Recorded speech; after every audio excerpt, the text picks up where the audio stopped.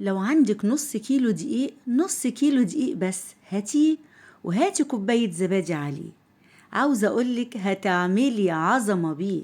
الله بجد. شايفين الجمال؟ طب تعالوا الأول كده نسمي الله ونصلي على رسول الله ونشوف فيديو النهاردة.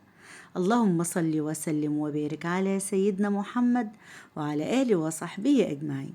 قبل ما أبدأ فيديو النهاردة، يا رب تكونوا بخير وأحسن حال. شايفين بقى الجمال؟ النهاردة بنص كيلو دقيق. بصي بقى، بدل ما بتنزلي بالغالي بتشتريه، هاتي بس نص كيلو دقيق، نص كيلو دقيق بس هتعملي العظمة والجمال ده كله بيه. تعالوا كده نشوف فيديو النهاردة الخطير ده. هنعمل الخبز العيش الجميل ده ازاي مع بعض. الله بجد. يلا بينا على الطريقة. طيب زي ما قلنا معانا نص كيلو دقيق. هنحتاج له ايه بقى؟ معلقة كبيرة خميرة، معلقة مليانة، معلقتين كبار سكر، معلقة صغيرة بيكنج باودر، وربع معلقة صغيرة ملح. دي المواد الجافة اللي هنحطها على الدقيق الأول. هنبتدي كده نقلبهم كويس مع بعض. تمام؟ مفيش أسهل من كده ولا أبسط من كده، والحاجة بقت غالية والعيش بقى غالي، لأ. طيب بصي بقى، احنا معانا كوباية زبادي، هنحتاج لها ايه؟ كوباية حليب. طيب تقدري تستغني عن الحليب وتعمليه كله بزبادي، وتقدري تستغني عن الزبادي وتعمليه كله بالحليب، وتقدري تستغني عن الاتنين وتعمليه بالمية بس. لكن احنا عاوزين العيش يبقى مغذي كده ويبقى طعمه حلو، فهنعمله بالحليب والزبادي. زي ما قلتلك تقدري، انا عملته قبل كده بالمية. حطينا بقى كل دون في البولة بتاعت العجان، علشان انا هعمله على ايدي على فكرة مش في العجان، بس علشان ايه؟ اعرف اعجنه كويس. طيب حطينا ايه بقى كمان؟ حطينا الزبادي، وحطينا معلقتين زيت، وحطينا معلقة خل. تمام كده. وحطينا كوباية الحليب، بس سيبنا حبة صغيرين اهم. حطيتهم. انا دايما لما بحط المواد السائلة كده بحطهم تدريجيا. تقدري تحطي كوباية زبادي وعليها كوباية مية بدل الحليب، يعني تقدري اللي انت عاوزاه وكله بيبقى حلو. عاوزه اقول لك حاجه، اللي بيتباع بره ما بيحطلوش حليب ولا اي حاجه، بس زي ما قلنا احنا عاوزين نغذي ولادنا كده، وده بامكانياتك بقى. فضيتهم انا اهو، وابتديت ان انا اعجنهم كويس قوي. بصي، ده عيش او فطير، الحاجات دي لازم تتعجن وتتخدم كويس اهو. انا ما بقتش استخدم العجان علشان ما حدش يقول لا ويستصعب الموضوع، بايدي اهو يا جماعه. اقعدي كده يعني اعجنيهم كويس، مش اقل من 7 مثلا دقايق كده، لحد لما العجينه ترتاح كده. شيلي وانكتي فيها ودي بوكسات واعملي اللي انت عاوزاه. تمام كده، بقت بالشكل الجميل ده. نسيبها بقى كده ونغطيها بتاع نص ساعة علشان ايه؟ يتضاعف حجمها وتختمر زي ما انتوا شايفين كده. ما شاء الله اختمرت اهو. بصوا، سهل وبسيط جدا يا جماعة، وكل حاجة نعملها في البيت. ده دلوقتي الرغيف بقى بكام يا جماعة؟ الرغيف بقى بكام الصغير، الرغيف الشامي ده؟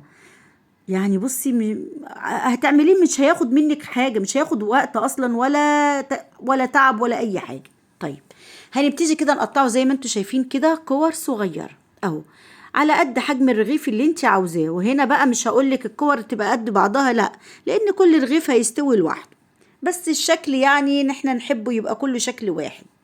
وعندك بقى العيد جاي، كل سنة وانت طيبة، والمخابز بتقفل، واحيانا بنحتاس، واحيانا بنقف بالطوابير علشان نجيب رغيف العيش. يا ستي اهو، انت شغلي المروحة كده في بيتك، وابتدي اعملي حاجتك في بيتك، وبصي الكمية هتبقى قد ايه، طوعيني. طيب بعد ما قطعناهم كده، بنبتدي ناخد كورة كورة كده ونظبطها في ايدينا كده. بنريح العجينة كده ونجمعها كده علشان يبقى شكلها حلو، بدل ما هي منحكشة يعني. بالمختصر بنظبطها كده بايدينا ونريحها في ايدينا ونعملها. انا هنا بحط الصينية بقى وفيها حبة دي، وبحط الكور دي، بس شلت اول 3 كور عملتهم علشان هبدأ بيهم. تعالي بقى، حاجة مهمة جدا، بتجيبي حبة دقيق بس صغير جدا، ما تكترليش دقيق في الرغيف. احنا بنحط ليه؟ علشان بس واحنا بنبططه كده بالنشابة ما تلزقش. تمام كده. وصينية او اي حاجة فيها حتة قماشة، وحطي العيش عليها، علشان لو انت فردتيه وحطيتيه كده دايركت في الصينية هتيجي تشيليها يلزق منك. تمام كده اهو. بصي بتفرديه. طيب بنفرده قد ايه؟ مش بصي اهو، هوريكي بصي الحجم. انا هنا لما بحس ان العجينه هتلزق في النشابه يا دوب بعوز ايدي بس دقيقه كده وبمشيها على الرغيف بتاعي وبفرده. طبعا بتفرديه حلو، بتبططيه قوي بس مش لدرجه انه يبقى عامل زي الفطير، ومش لدرجه انه يبقى تخين. لو انت بططيه قوي قوي قوي، بصي حجم الرغيف عامل ازاي اهو، لو بططيه قوي مش هيتنفخ معاكي ويقب، ولو خليتيه تخين هيبقى تخين قوي من جوه العيش وفيه عجين كتير زي ما انت شايفه كده بالحجم اللي انت شايفاه كده. طب انا هنا حطيته وحطيت فوطه وحطيت بقيه العيش من فوقيه تاني اهو، يعني انا هنا حاطه طبقتين، طبقه من تحت وبعد كده حطيت الفوطه وحطيت بقيه العيش زي ما انتوا شايفين كده من تحت. اول ما هبتدي اهو بصوا، اول ما هبتدي هخبز اللي تحت، تمام. ولازم تغطيه ولازم تسيبيه يختمر. نسيت اقولك لازم بعد ما تخلصيه تسيبيه نص ساعة يختمر على الاقل ويرتاح، لانك برضو لو انت ما عملتوش كده مش هيقب معاكي. بصي ما شاء الله الرغيف، انا هنا بصي بحط اول واحد وبعد كده اول ما بيقب ببتدي ان انا احط الرغيف التاني، علشان لو انا حطيتهم جنب بعض وهم مبططين كده ممكن يلزقوا في بعض. هو ما بياخدش ثواني، بصي مجرد انك بتحطيه بصي بيقب ازاي من قبل ما اقلبه. شايفه بصوا اهو، مجرد انك بتحطيه لان الرغيف مرتاح معاكي ومظبوط وسبتيه وغطيتيه ان هو اختمر كويس حلو اهو. ما بياخدش دقايق وبتبتدي تعمليه. بحط الرغيف اول ما الاقيه يعلى كده لوحده بصي من غير ما اقلبه اصلا، بقوم متخراه واحط الرغيف التاني جنبه، تمام اهو بنفس الشكل كده. اظن مفيش اسهل ولا اجمل من كده. يكفي يا جماعه الجمال، يكفي النظافه اللي انت، يكفي التوفير اللي انت بتوفريه. ما تاخريش عليه علشان بصي ما بيستحملش، ممكن يتلسع منك. طيب بالنسبه للتسويه، درجه الحراره في الاول بتبقى عاليه. اول ما بيبتدي الرغيف كده يقب معاكي تهدي النار تخليها وسط، بس خلي بالك لو النار هاديه قوي برضو مش هيقب معاكي بسرعه، تمام اهو. بصي ما بياخدش على فكرة نص دقيقة وبتقلبيه بياخد لون وخلاص على كده. على فكرة وكمان ممكن تعمليه في الاير فراير، يعني ممكن تعمليه كمان في الاير فراير، تحطيه كده وتدخليه جوه الاير فراير ويستوي بسرعة ويقب معاكي. بس انا هو بعمله لكم بابسط طريقه ممكن تعمليها علشان اللي مش عنده اير فراير. عملته لكم على ايدي علشان اللي مش عنده عجان، برغم ان انا دراعي وجعني والله يا جماعه، والله ما بقدر اصلا اعمل حاجه، بس اعمل ايه؟ علشان في ناس كتير بيقولوا طب انا ما عنديش عجان، وما بقدرش اجاوب على كل التعليقات دي كلها. ينفع من غير عجان اهو عملناه. شايفه الكميه قد ايه؟ شايفه بنص كيلو دقيق؟ شايفه الجمال؟ شايفه ريحه الخبيز اللي في البيت والخير؟ شايفه التوفير؟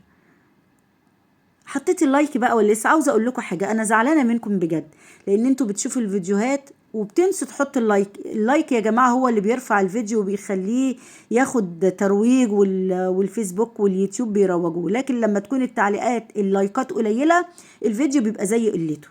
انا بقدر الامكان بحاول ان انا اقوم اعمل لكم كل يوم فيديو والله، برغم ان انا ببقى تعبانه كتير جدا، بس بقدر الامكان ببقى عاوزه اعمل لكم كل اللي انتوا عاوزينه. فانتوا ما تستخسروش فيا اللايك بالله عليكم، انا عارفه ان في كتير بيحطوا لي اللايكات وفي كتير بينسوا. ويا رب الفيديو النهارده يكون عجبكم، واعملي لي متابعه على الفيسبوك واشتراك على قناتي على اليوتيوب مطبخ سهير جاد، وجربوها يعجبكم قوي. والسلام عليكم ورحمه الله وبركاته. في حفظ الرحمن، مع الف سلامه.